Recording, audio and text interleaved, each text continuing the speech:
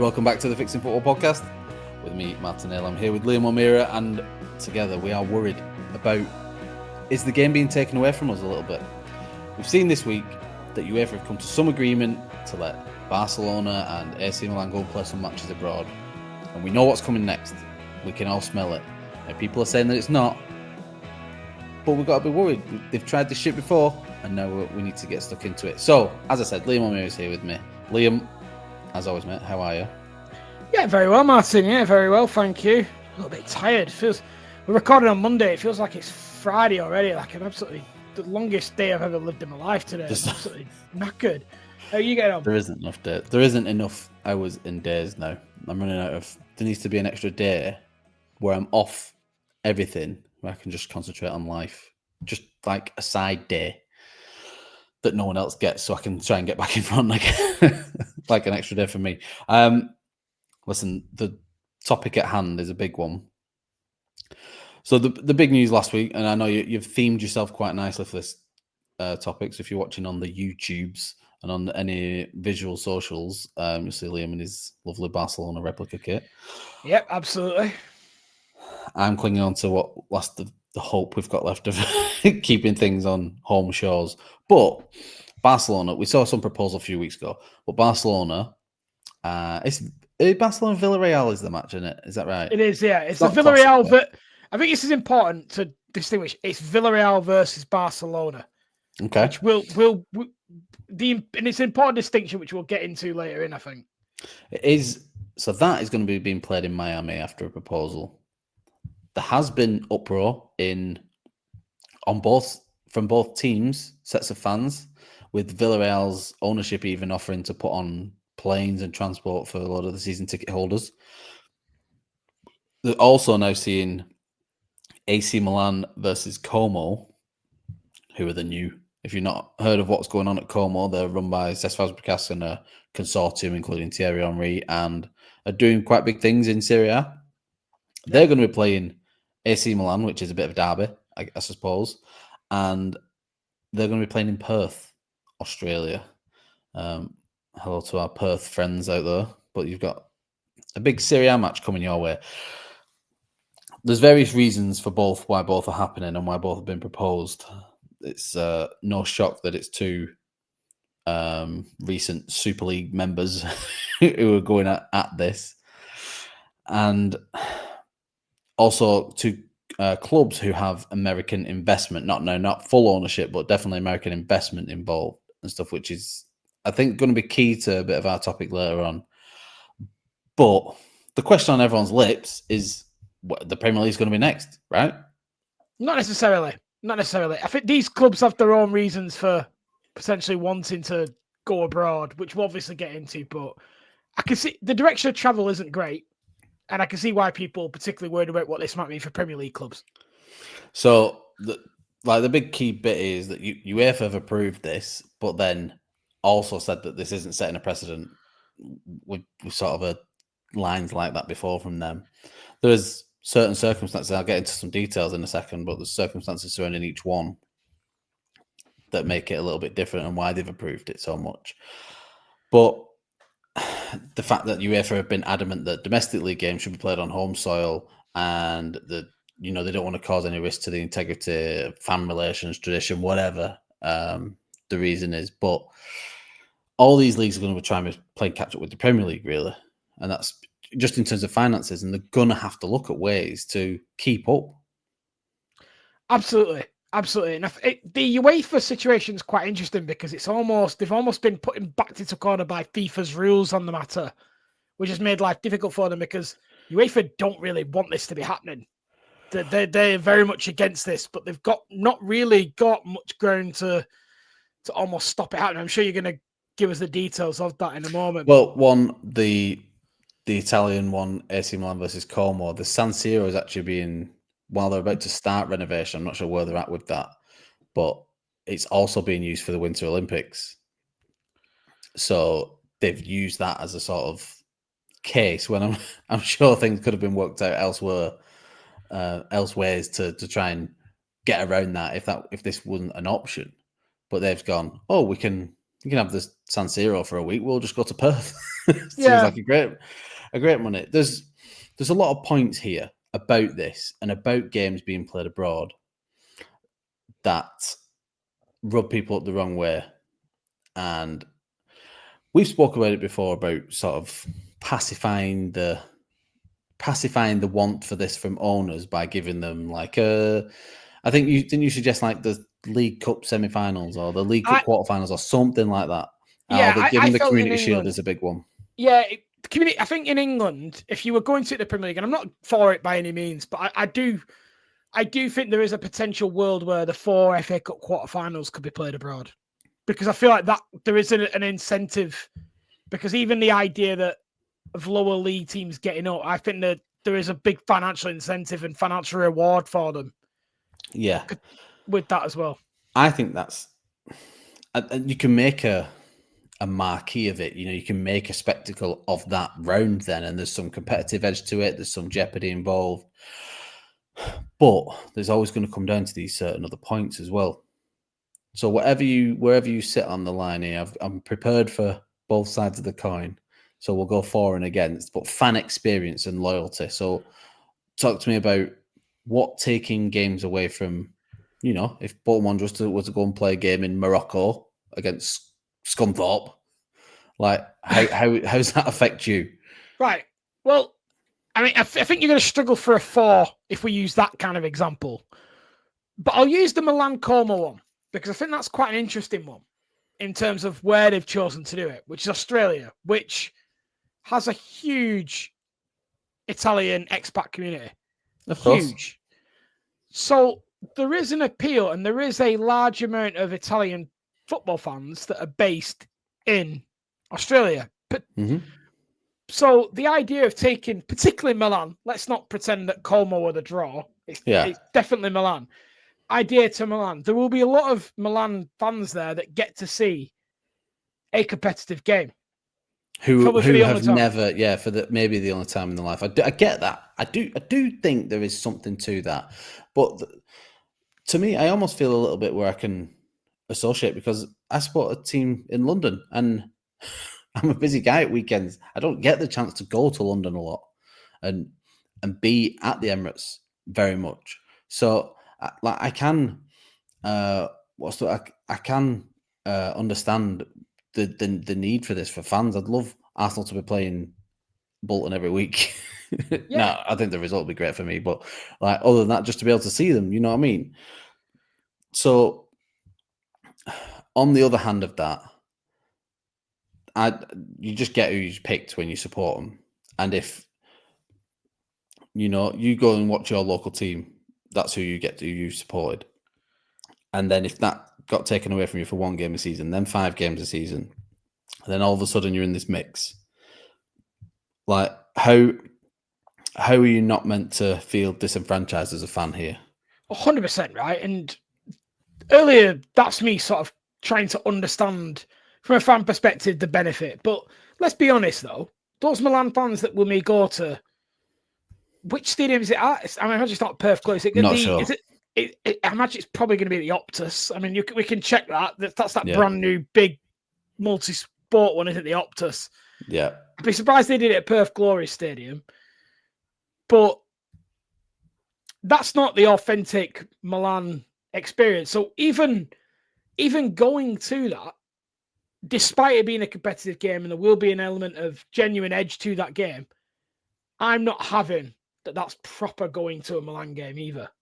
Yeah. If those Italian fans really want to go and see Milan, they can go to the San Siro. And I think there'd be more value in them doing that once every 2 or 3 years than having these games that are almost... I actually think that it would take a lot of the competitive edge away from it. I think it turns into not much more than a friendly. It is the Optus. You was right. Yeah. I can't see the point of doing it at Perth, but yeah, the Optus is the massive new one. Right. So, okay. I don't think it's the authentic experience. I think I don't necessarily.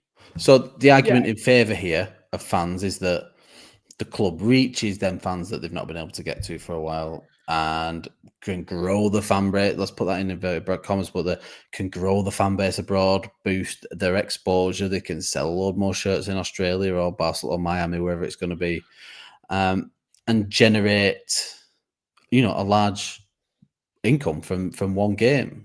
Is that? But as like yourself, a fan who goes to watch his local team a lot, do you care? Do you really care about how much money Bolton Wanderers can make? Or like if you was a Man United fan, Man United, do you care that you're making money, you're making profit? Really? There's a bit of a difference because let's say it was Bolton Wanderers could earn the kind of money, I think whilst I wouldn't like it, I would understand to an extent that the revenue could protect the club, and so it's a little bit different. But all right, this is maybe more alluring to the Villarreal and Como side of this rather than Barcelona. Oh, so you're almost like the B side of a and you're going to reap the rewards of it. Yeah. So would I like it? No. If it was Bolton Wanderers, would I understand it from a financial perspective? Yeah, probably. But I would hate it, and I think the Villarreal runs are particularly interesting because that's a home game gone for Villarreal. Yeah. And essentially you're seeding a home game, really, because let's be honest, they're playing at the MetLife at Miami, is it? Yeah, that was going to Miami. I can't imagine that's going to be a hugely Villarreal fan base, even though Villarreal are offering to send out all their season ticket holders out there. That ground holds 60 or 70,000, something like that. Yeah, Villarreal haven't seen 60,000 fans in the stadium. I don't think there's 60,000 people in Villarreal, is there? I think that's the whole thing. I think that, so it's going to be a very pro-Barcelona fan. It just happens to be where Lionel Messi's playing his football as well. This is perfectly leads me on. Well, they might have all retired by then. They're dropping like flies, them lot at Miami. Fair, yeah. The next category here that we need to address when it comes to these games abroad is competition integrity. That's well up in the air, particularly with that game. I couldn't understand. I don't think the Milan one's great either. All right, but let's say Barcelona here. Barcelona, Real Madrid, Manchester United, and maybe 2 or 3 other clubs in the world. Doesn't matter where they go, they're going to have the most fans. 100%. So, this is Barcelona having an extra home game against a strong side. We're not talking either bottom 6 here. We're talking someone who will finish probably in the top 6 or 7 in the Liga this year. It's a strong side that now has an extra home game against them. So if I was Real Madrid, and they are unhappy about it, I'd be fuming about it. And I think it really does put into question the integrity of that league. Is there any measures that can be put in place other than Villarreal flying out 40,000 fans? Is there any other measures that can be put in place here that can address that and keep the competition integrity whilst the location is the same? Because home games are so important, and they're so important against the big teams as well. We know what it is. As a fan of a big 6 team in the Premier League, you go playing Luton, and they've been waiting for Arsenal and Man United and Chelsea to come to town for years, and it's their one big thing. You saw when Chelsea went into the Conference League last year, that every team who played Chelsea was their cup final. It was the almighty Chelsea coming to town, and they're playing in the arse end of China and one of the stands. 100%. It's a very different. I mean, it's a very different set of fixtures when you're playing these big teams at home. And the money made from a home game is, I'm not sure how it is in La Liga, but I'm sure it's similar to the Premier League, where the away team will get a cut of the away tickets sold and a very small percentage of the home. Yeah, well, not necessarily. The away fan culture is very different in Spain. It's not prolific, so you don't get many away. You don't. It's a very much but even then, when you're playing against Real Madrid and Barcelona, I liken it to Celtic and Rangers being a little bit in town, where they will see increased attendances. If you ever watch sort of Spanish football, you will see Yeah, large pockets of Real Madrid and Barcelona fans that will be in the other end. It's a very different fan culture there, but Villarreal will be compensated. But the biggest issue for the Liga is the fact that it completely brings the league into huge integrity issues, which is what the Liga have said. I mean, the Liga aren't for this. Yeah. Neither are the MLS.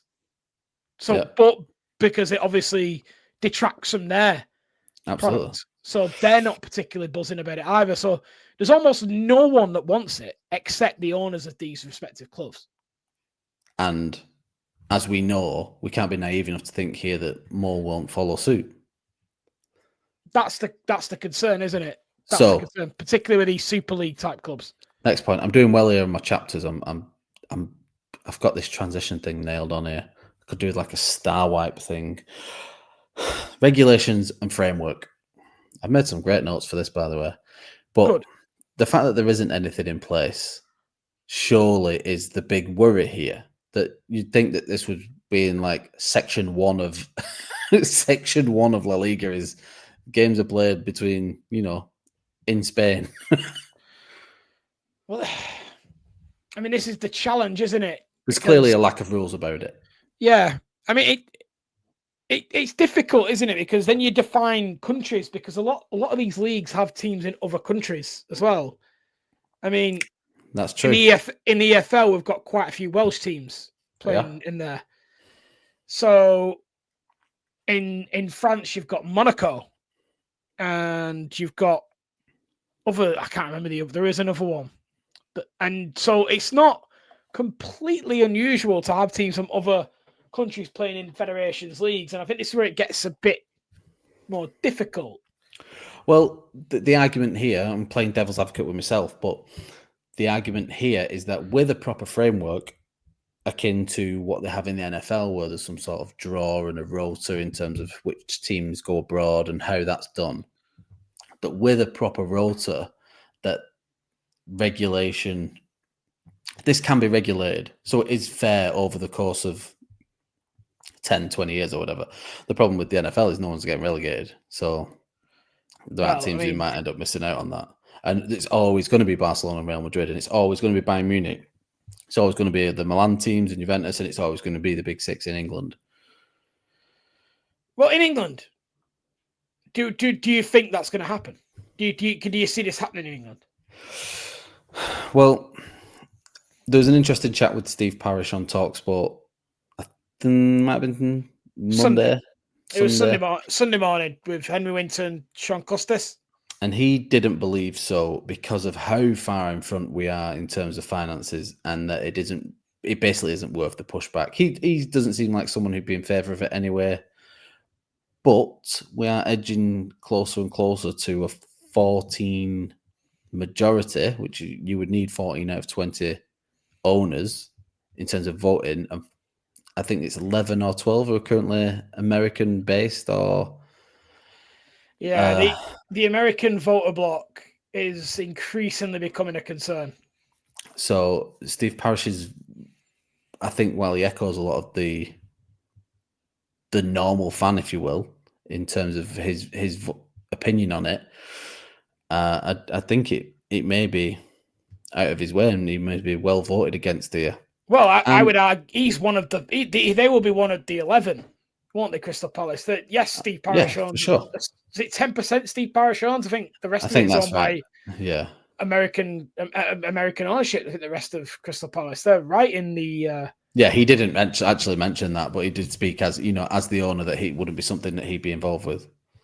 100%. So, I do agree with Steve Parish though, in the sense that there is less of a need for English teams to do it, and also the benefits, I don't think, outweigh the pushback. I think the pushback would be so great, and the benefits aren't huge for these one-off games. It's a little bit different when you start looking at prestige friendlies.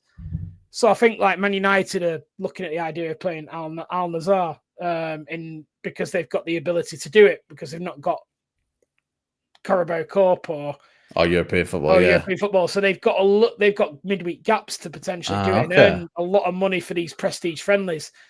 And I think the Premier League is more concerned with that. The idea of pre and post season friendlies and international tournaments away from the domestic season. I don't think there's an immediate demand to do it with the Premier League, or need to, really. There's so many, facets to each of these fixtures. Things that people have to bear in mind is that, yes, I want Arsenal to do well, and yeah, it would be great if along the way the club made loads of money, so I was confident in the future of the club. It's just a little bit that goes with it. It's a 1% thing. Oh, Arsenal winning the league, great, and we made a bit of money, even better. And if we lost a shitload of money, I don't care, we won the league. But then you never want that to override cultural values. You can even get environmentalists involved and go down the flights here, there, and everywhere all over the world, and just the added chaos that brings with it, and logistical issues, the extra governing bodies, the Barcelona and Villarreal fans having to deal with American police then, and visas, and all sorts of stuff like that goes along with it, and getting, if Como are that bothered about getting some of the Como season ticket holders there, getting them on a 20-hour flight to Perth, there's so much that's going into it in logistics. Well, that's quite interesting about the American football. When you brought the American football, they will include your ticket in there, but they won't include your travel. Yeah. For those people that have the season tickets for the American football. And they only have 8 home games a season? It's not even that many, is it, that you get as part of the NFL? I'm not sure, actually. Yeah. It's so they only get a certain amount. So that when they lose one, it's a big chunk of their calendar that's already gone. They don't have to worry about parking, though. At Spurs Stadium. Outrageous. Alexander Sefrin said that he's warned about setting precedents for it, and while they legally can't step in the way of Barcelona and Villarreal and AC Milan and Como this time, that they don't want it. That UEFA, while they're approving it, they're saying all the right things in terms of it's a community thing, and that is more important in getting something done. So I really do expect a bit more of a kickback from this big picture, legally speaking, from UEFA. Infantino's come out and said it's a big risk, but do you ever look at Infantino with any hope and prosper, or you just see the money just reflecting off his eyes and his daft shiny head? He talks about risk, but he's got a World Cup in North America where there's already visa issues. There's already threat that some cities may not be able to host it, and it's it just doesn't like that he's not getting a cut of the pie. Basically, when he says risk, that's a good point. I think we've got our fix already here, and I think we've got our point. But I want to wrap this section up with maybe a positive look on it. How, if we were being paid by someone very wealthy and very kind to promote a Middle Eastern abroad, I don't care. Show me the money. If we're being paid to promote this match abroad, how would you sell it to homegrown fans? Let's call them that. Local fans. How could we make it work? What could we put in place to make it work? Some sort of framework, some sort of... I've been in sales all my life, Martin. That is a very tough sell to the average working class English football fan of why to do it. I would, if I was UEFA, if I was one of these clubs in terms of how I would be trying to sell it, I would be almost selling it as breaking free from the idea of UEFA dictating who and when we can play. Full Brexit. Honestly, I think that's the only way you could sell it.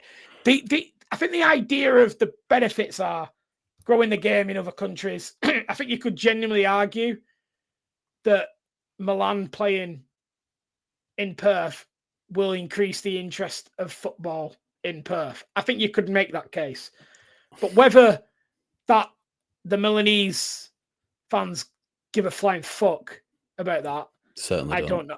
100%. So that's where that ultimately falls. If you're looking at other clubs, so for example, if the EFL were doing it, that's a big, easier sell because you could talk about the potential finance involved. But I'll be honest, I think you'd struggle selling it the other way. I don't think. Yeah, then there's not the appetite for it. Yeah. Yeah, exactly. So it's only Big Six in England that they'd be interested in. There's no win. No one wants it apart from the owners.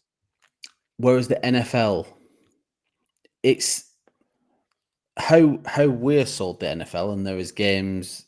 I think aren't they taking a game? They're taking some NFL games to Australia as well now. Isn't there some elsewhere other than the UK? Well, Ireland had one this year, didn't they? Croke Park. Ireland had one. Yeah, Croke Park hosted one. I think they've been in Germany as well. And this is Spurs Stadium get Spain. So Spurs Stadium get 4 or 6 a year or something like that. It's a few. I thought it was 3, but you might be right. It might be as many as that. It's not my biggest thing, but it's a completely different thing altogether, though, isn't it? Because they're literally trying to grow the game. Grow the game internationally. We don't need to grow it. You don't need to grow football. They know all the stars. They know. We're not just talking Messi and Ronaldo here. We're talking. They know Harry Kane and Saka and Cole Palmer, whoever else. These are world-renowned, massive names. They had a Club World Cup last year. They're getting the World Cup this year. Barcelona playing there is not a part of a bigger, larger strategy to grow the game in America. We cannot give America more of a chance. It doesn't make it. Barcelona going there doesn't make a dent culturally. It doesn't make a thing. No, you've had Copa America there. You've had Gold Cup, but with Brazil in it. You've had Confederations Cup there. It can't have any more. Other than maybe moving the Champions League there. There's nothing else for it to have. Maybe I don't even want to say that out loud. But there's nothing left. Numbers might not reflect, but I think some very important people listen to this sometimes. And if we say the wrong thing, people might take it and run with it.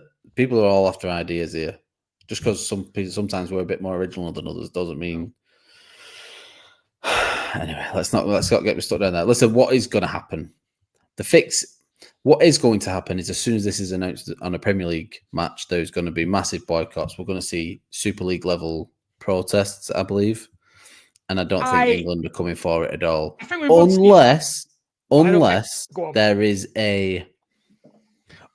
they are coming to us with a plan like the NFL have with there's going to be 6 games per season on such and such a rota, and it's Arsenal, Liverpool, Chelsea one season, and it's Man United, Man City, Newcastle the next season, and whatever else it is. And there's however it's span, it is made fair somehow. It doesn't happen in England. Not for at least the next 5 years. I agree. This is what I'm saying. I think it's met with massive protests and boycotts and whatever else they do and I hope it is. I don't want to see it. I certainly don't want to see it. I think our fix, as we've previously stated, but I think it's worth reiterating, is the giving them some competitive games like the quarterfinals of the FA Cup, semi-finals of the League Cup, whatever. Give them something, and they also Community Shield. Yeah, have all them games you want.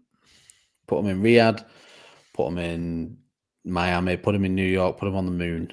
Don't care, really. It's still a moon believer, Martin. Sorry, the moon. That's what I like to say, yeah. Oh, well, I think it was something that's worth addressing, but it's also something that we've previously fixed. We'll continue to fix. We're the faces of here, fixing football. Some people might call it saving. People do what they want, the face of it. Whatever. Maybe give up after 2 or 3 podcasts. Sometimes happens. Right, we're going to take a short break. We'll see you in a minute. Thank you, everyone.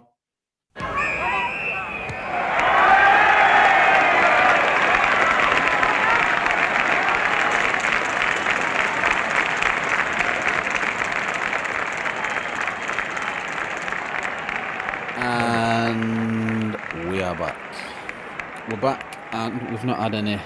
Well, I've not had any domestic football this week, but Liam, you have, and you're not happy. You're welcome to go on a little rant about it. This is your Bolton Wanderers segment. Can we safely declare that Bolton Wanderers are no longer the team of the FFP? It's just such a frustrating problem because I think there's a lot good with Bolton at the moment, but there's a lot that's really, really bad. And a lot of it is defensively. And I'm at risk of repeating myself about these away performances and the issues in goal and the issues that I think at centre-back and left centre-back. So we're just vulnerable. So we'll start games strong, miss big chances, and then essentially concede such sloppy goals. And the amount of times that you'll see Bolton goals that get conceded that almost go viral with how bad they are. Like it's frequent. It's every few, and again, for anyone who sees the third goal that we conceded at the weekend against a team that hadn't scored at home since the first game of the season. Oh, really? Yeah, 3-0 Bolton lost for those that don't know this weekend. Yeah, you said it was really winnable, and you have this run of fixtures now where you really need to sort of cement your place. Oh, that's true. It was a really poor performance. The kind of performance where the more volatile fan starts talk about the manager. So I mean, I have obviously I contribute with Football League World as well. And the questions I'm getting today are about should Bolton stick with Stephen Schumacher, which is nuts.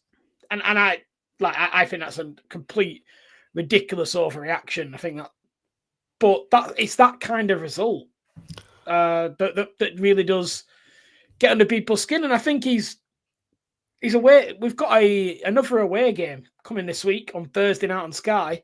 Huddersfield were the only game on. Huddersfield. So, Huddersfield away. It's a big one. Huddersfield are one of the promotion favourites as well. Yeah, but they're also struggling. So it's a big game for both teams. And you've been drawing them in the cup as well, see. We have been drawing them in the cup, which is a frustrating cup draw.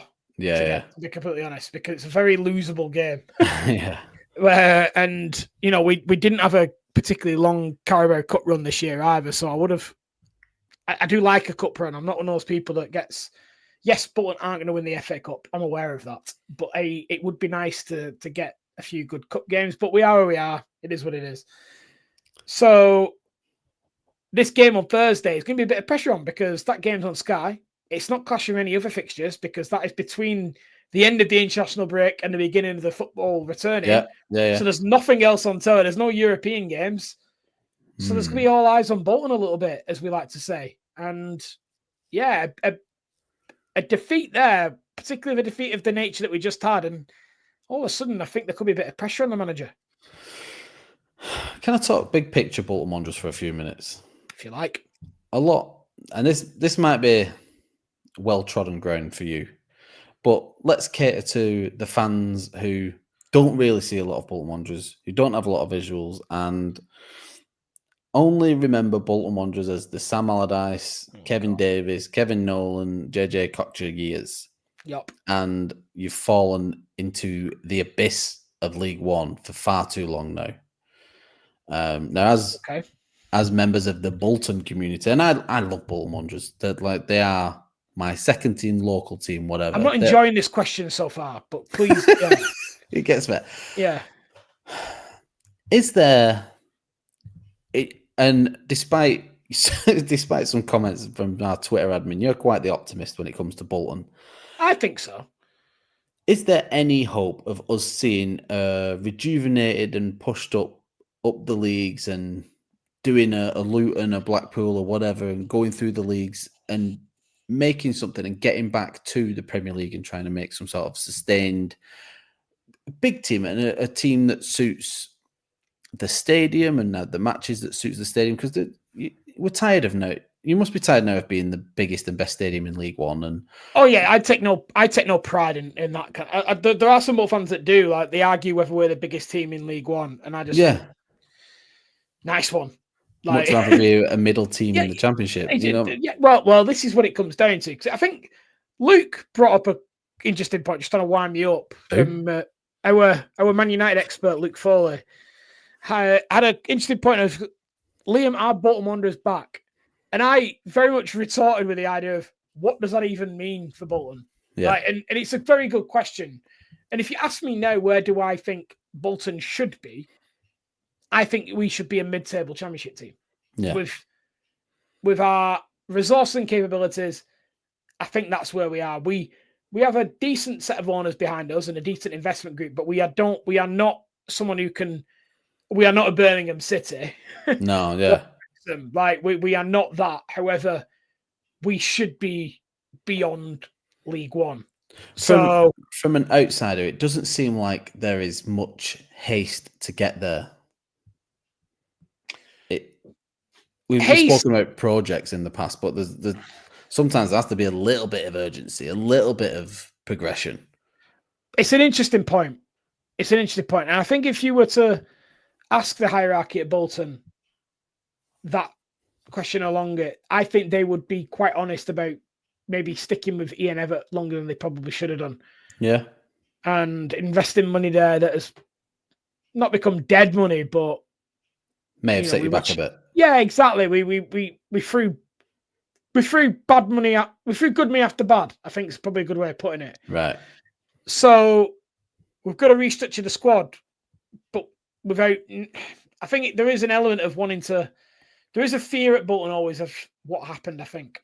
Yeah. And every football club loses money. So I think if you want any kind of ambition in football, you've got to lose money. And I'm always conscious that it's easy when you talk about football owners and stuff about spending, that it's easy to spend someone else's money, isn't it? So I could say we need to do X, Y, Z. Of course, yeah, it's not my money, is it? So I'm always mindful of that. But I do think that, for example, I look at the issues in defence and think 3 or 4 signings of high quality there probably turns this into a team that would probably top 3. Yeah. And I do wonder, a lot of it has been built around getting people out first. Yeah. And I wonder whether they could have pushed the button, because I do look at League One this year, and even now, we're not that far off it, because no one's really stretching away, because there's no outstanding teams in it this season. There is no Wrexham, there is no Birmingham, there is no, in the past, Sheffield Wednesday. I know obviously they're things. There's no Derby, there's no Portsmouth. Like, no one's running away from it. It's kind of there to be won. Even now, still, I think if we can keep ourselves in touching distance till January, yeah, the option is there to maybe look at it and go, can we accelerate this? So you're probably right with that, to be completely honest. That they haven't gone out and made those super big signings, and I think it's because they don't want to. Okay.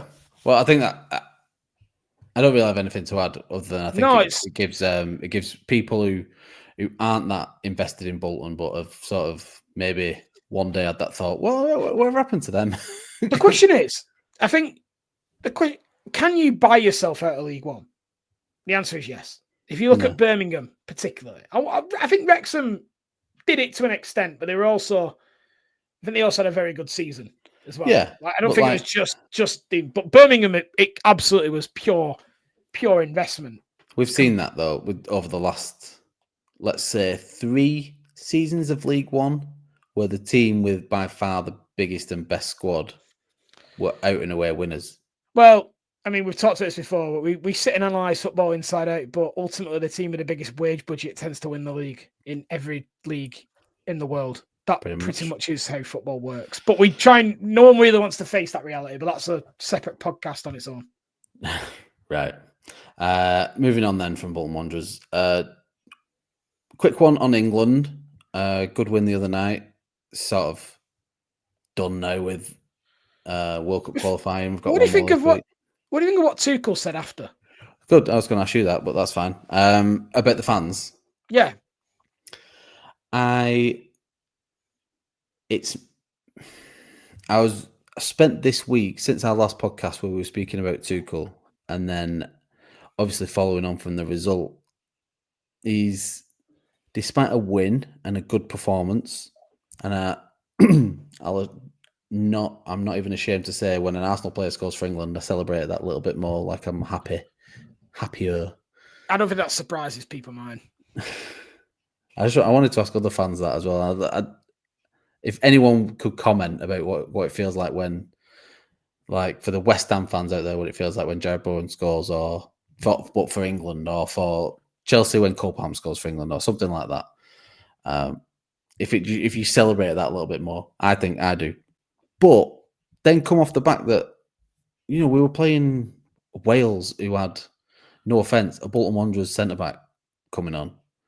Like, this isn't competitive to the levels that we need to be at. We don't. No, it's a waste of everyone's time. That friendly. And then we've got Latvia this week. It's like, well, I mean, unfortunately, we have to qualify. I mean, I know we have to play. This isn't the thing. But going back to your question, Tuchel's response was about the fans and leaving early. I don't know, funny, mate. You're playing on a Thursday night in North London. I don't know if you've ever drove around London, but it ain't easy. And there's issues with the tubes here, there, and everywhere, and trying to get around. I don't know if you've ever drove to Wembley, but it ain't like easy to get in and out of. When I heard those comments, the thing that I thought immediately was, since when did people care about friendlies? Ultimately, this was a friendly. Like that's a massive crowd watching a friendly. Yeah. I didn't watch England, and because on the other channel, Scotland were on in a meaningful game. And it's not because I have any affinity towards Scotland. It's just that sport, for me, really only works when there's jeopardy. Otherwise, I'm just watching... I'm watching training. So... like, it's not a match. Like, I don't... don't get me wrong. Bolton pre-season, sometimes I'll watch because I'll start to think about how we're looking for the season. Oh, I love pre-season, yeah. but an England friendly against Wales... where England have got a rotating, Wales have got a rotating because they had the big game that when we're recording tonight against Belgium, which they had that massive game on the horizon. It's just a waste of everyone's time. Like, of course they're not that interested, mate. Yeah. Why would they be? I'm surprised even he is. I don't think he's that bothered, really. He's gone down in my estimations now, Tuchel. And it wasn't that high up in him, and I wasn't buzzing about him being a manager. I accept that he has got a great CV and gets over the line, but I have no affinity with him. And he doesn't allure himself to the fans. And this certainly hasn't gone anywhere to do that. And I think with a guy who's got a 14-game contract, basically, he should be doing more in terms of getting favour on his side from the England fans and not trying to isolate it. We've seen managers, especially foreign managers in the past, go the other way like this with England, and it's created that what's the word, very sort of secluded camp almost. And I think the best thing about this England team is the clear togetherness and how much of a club side it almost felt under Southgate. And togetherness seems cheesy and hacked to say a little bit, but that is been a big part of it. The fans come along with that. So to 100%. point anything out like that. I've got no real opinion on Tuchel's England. I mean, to be fair, when you look at the actual numbers, the qualification's been brilliant. I don't think they've conceded yet in qualification, have they? Yeah, good point. Yeah. So, I mean, the qualification's flawless by definition. Yes, but it's expected to be. Exactly. That is the bare minimum is to call it like. Yeah, look, the proof will be in the pudding at the tournament. That's what he's been brought in to do, right? So, but we'll see. He's only been here to win the whole thing, so no one will be able to give a fair reflection of Tuchel until we are out of the World Cup at some point. Yeah, whether that be holding the trophy or not. So that because that's all we're allowed to judge him on. It seems like at the moment. I think it's fair to give our opinion as it stands now and say I ain't feeling it, and I'm not feeling it. This is the first time in 10 years where I haven't been feeling it with England. There's no, it seems so, and I know it might just be the match. It might just be getting in over my head and everyone's overreacting a little bit, but I was not feeling it at all. And you'd think, despite it being a friendly, a match against Wales at Wembley should but evoke something. You're also in full Arsenal zone as well. Don't forget this comes at a bad time for Arsenal, and not a bad time for Arsenal, but like it's almost like you were just getting some momentum together. You were starting to think you were seeing Liverpool. You've overtaken them. You're like, right, and then it's another international break. So I think that won't be helping with you. I've got no opinion on Tuchel until the tournament, and then we'll just see. I quite like how he's dealing with Bellingham, which we touched on last week. If he's got a vision of how he wants to do it, I think that's good. I bet he'll be there though, Bellingham. Yeah, I do too. I don't. Yeah, I'm not. Yeah, I'm just going to say I'm not feeling it right now, but I'm not ruling anything out. Come the opening day of the World Cup, it's all aboard the Thomas Tuchel train. That's us.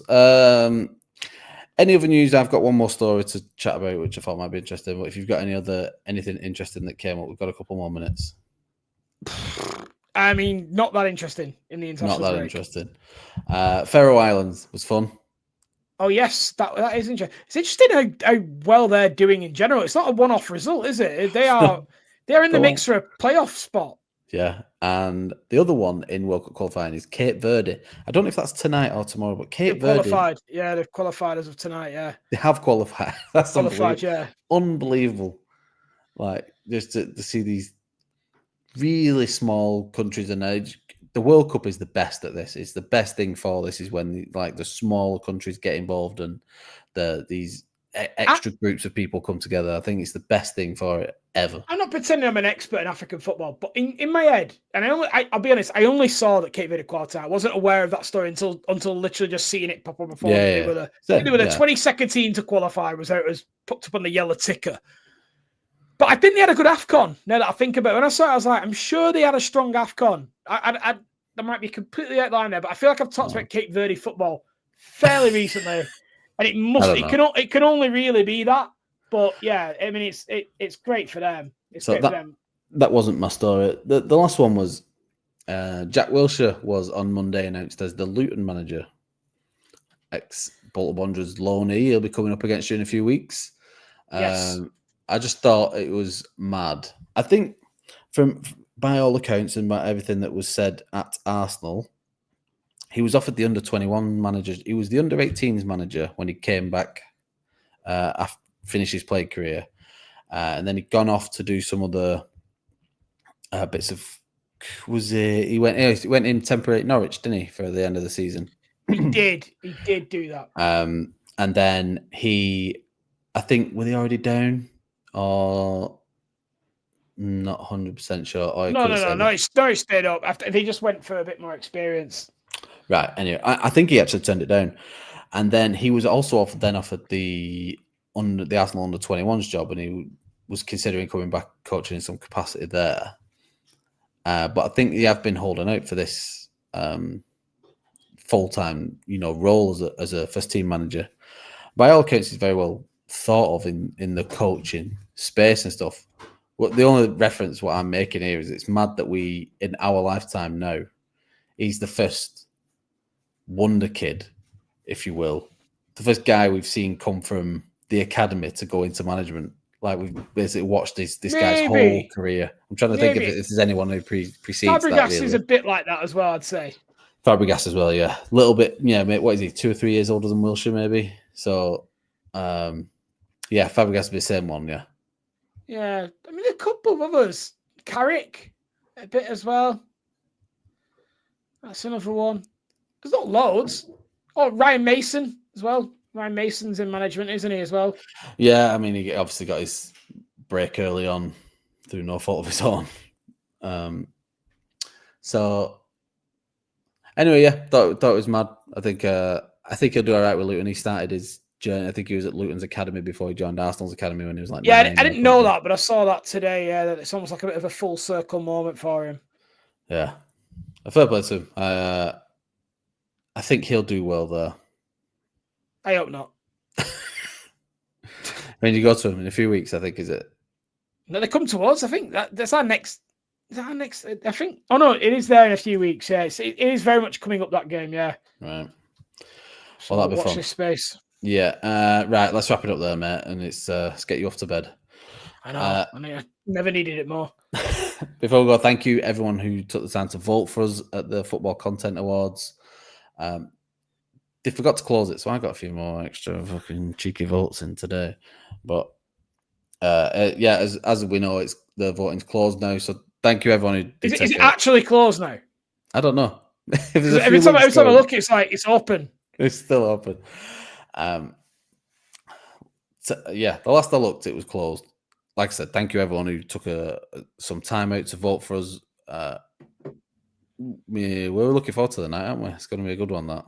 Yeah, good. Ellen Road coming up. What is it? In about a month, about 4 weeks. We're there. Yeah, it's not long. Soon comes around. Oh, it's time to get that suit sorted, mate. You'll need a new one now. Yeah, I've had to. I've got a couple of awards with work coming up as well, so I've had to invest in quite a new suit. I reckon my waist size has gone down 12 inches. Shoes might fit. Yeah, shoes still fit. That's good. Yeah, shoes still fit. I'm going to hire one. Yes, thank you everyone for watching. Thank you for listening. Thank you for taking the time to like, share, and subscribe. That would be great if you could continue to do that for us and support us. The podcast is taking off slightly now. Numbers are growing. We're on the up, and we'd love you to be a part of it. Get in touch, get in the comments, do what you need to do. We'll see you all on the next one. Bye, Liam. Farewell.